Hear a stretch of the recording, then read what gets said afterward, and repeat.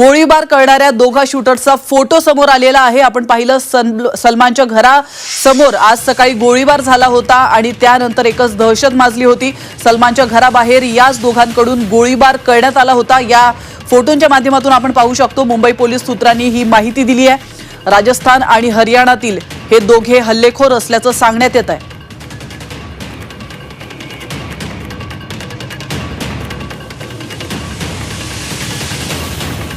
तर हे exclusive photo आपल्या समोर आलेले आहेत। झी 24 तासवर तुम्हाला हे एक्सक्लुझिव्ह फोटो पाहायला मिळतात। तर याविषयी अधिक माहिती देण्यासाठी आपले प्रतिनिधी विशाल वैद्य आपल्या सोबत जोडले गेलेले आहेत। विशाल, आपण पाहिलं सलमानच्या घराबाहेर आज गोळीबार झाला होता आणि आज ज्या लोकांनी हा गोळीबार केला होता त्यांची फोटो देखील समोर आलेत। काय अधिक माहिती मिळाली यांच्या संदर्भात?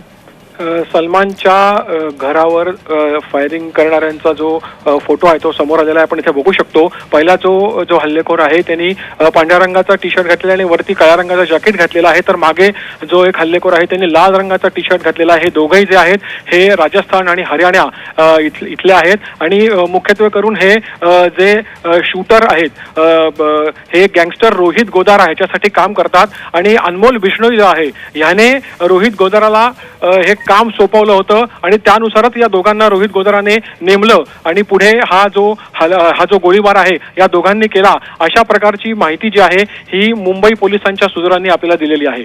धन्यवाद विशाल, तुम्ही दिलेल्या महत्त्वपूर्ण माहितीबद्दल। आपण पाहतोय गोळीबार करणाऱ्या दोघा शूटर्सचा फोटो झी 24 तासच्या हाती लागलाय। सलमानच्या घराबाहेर याच दोघांकडून गोळीबार करण्यात आला होता।